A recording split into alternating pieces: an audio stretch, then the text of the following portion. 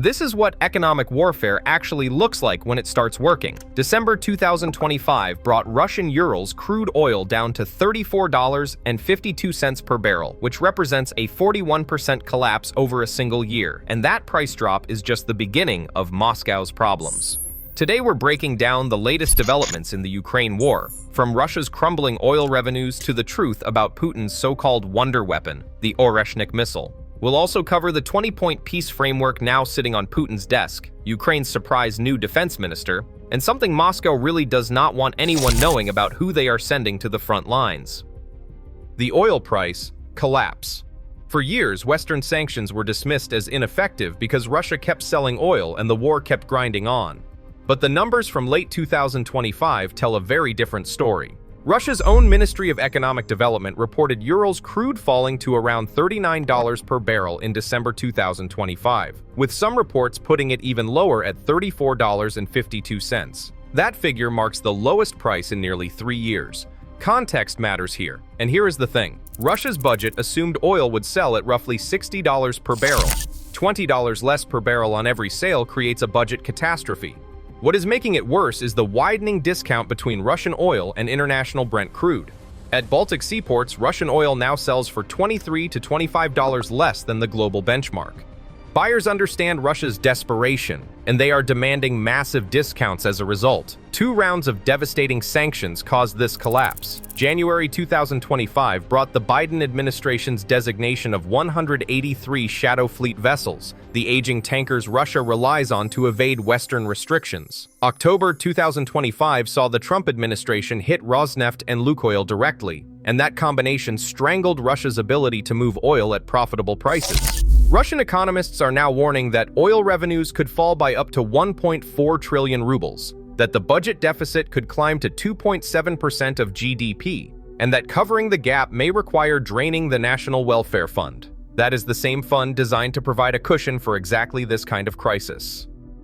The Oreshnik reality check. Putin called the Oreshnik ballistic missile a game-changer after the first strike on Dnipro in November 2024. Russian state media ran endless coverage of this new hypersonic weapon, and Putin announced that serial production had begun. The actual data paints a very different picture. Ukrainian intelligence and the United Kingdom Ministry of Defense assessments both agree on a maximum production capacity of 10 Oreshnik missiles per year. Ukraine's Foreign Intelligence Service puts the realistic number even lower, between 3 and 6 per year. Only 3 Oreshnik missiles have been produced, according to Defense Express reporting. One struck Dnipro, one was destroyed by a Ukrainian special operation at the Kapustin Yar test facility, and that leaves exactly 1 remaining. Here is what Russian propaganda leaves out entirely. The Oreshnik warheads contain no explosives whatsoever. 6 warheads split into 6 submunitions each, creating 36 impact points total, but they are kinetic penetrators that cause damage through sheer velocity rather than detonation. Satellite imagery after the Dnipro strike showed minimal roof damage to the targeted aerospace factory. The United Kingdom Ministry of Defense assessment was blunt. It said Russia is highly likely to only have a handful of Oreshnik missiles, which are yet to enter serial production. A propaganda weapon, not a battlefield one. The peace framework. Diplomatic efforts have intensified while Russia's economy struggles. On December 2, 2025, Trump's special envoy Steve Witkoff and senior advisor Jared Kushner went to the Kremlin for approximately 5 hours with Putin. In January 2026, planning began for a second Moscow visit to present updated draft proposals. 20 points fill the framework they delivered. President Zelensky revealed the full structure on December 23rd and 24th, 2025. It includes non-aggression agreements, a limit of 800,000 troops for Ukrainian forces, security guarantees similar to NATO's Article 5, a pathway to European Union membership, and an $800 billion reconstruction package. On December 24th, 2025, the United States delivered this draft to Moscow through Russian envoy Kirill Dmitriev. Zelensky responded directly. Kyiv is now waiting for a response from Moscow to the points under discussion. Control of the Zaporizhzhia nuclear power plant and the Donbas region remain the key sticking points, but for the first time, a framework with specific terms sits on the table.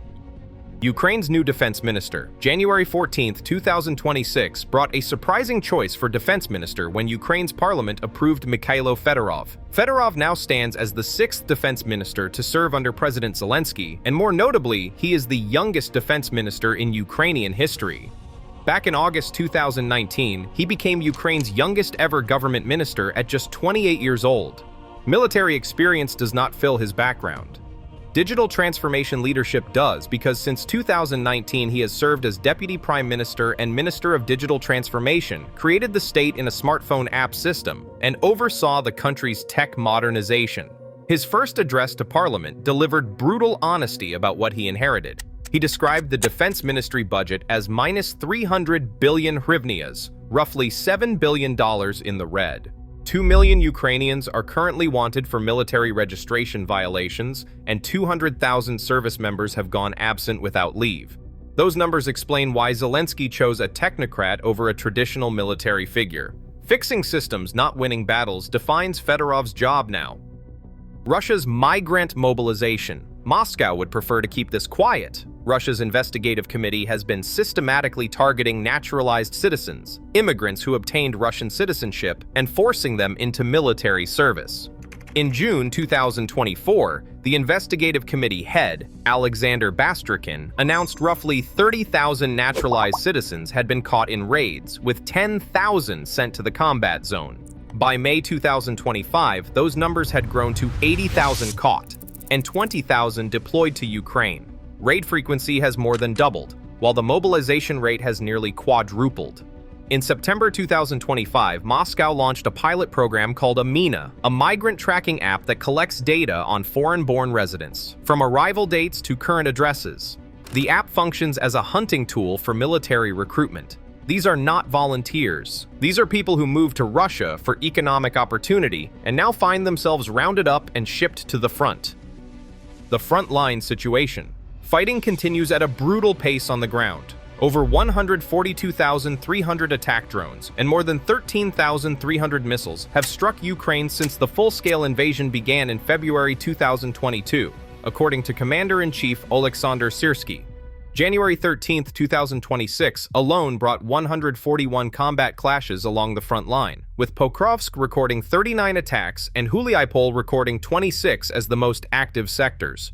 Ukraine's AIR defenses are struggling badly. In the first 2 weeks of January 2026, only 26 of 73 Russian missiles were intercepted, a 36% success rate compared with a historical average of around 60% since October 2022. One Ukrainian Air Force officer said, "We do not have enough missiles or radars to do the job." Good news did arrive from Spain. 37 million euros will fund a contract for the Lanza LTR-25 radar system, a mobile three-dimensional radar with a detection range of 450 kilometers, capable of tracking aircraft, drones, cruise missiles, and tactical ballistic missiles. That capability matches exactly what Ukraine needs to rebuild its air defense picture. Where does this leave the situation? Russia's oil revenues are collapsing, while their wonder weapon functions as a propaganda tool with almost no practical battlefield impact. Troop shortages have grown so severe that they are hunting down immigrants and forcing them to fight. A 20-point peace framework now exists with specific terms. Ukraine has a new defense minister tasked with fixing broken systems. Western military aid like Spain's radar donation continues arriving. None of this means the war ends tomorrow, but the pressure on Moscow is real, measurable, and growing. The question now centers on whether that pressure will bring Russia to the negotiating table or push Putin toward even more desperate measures.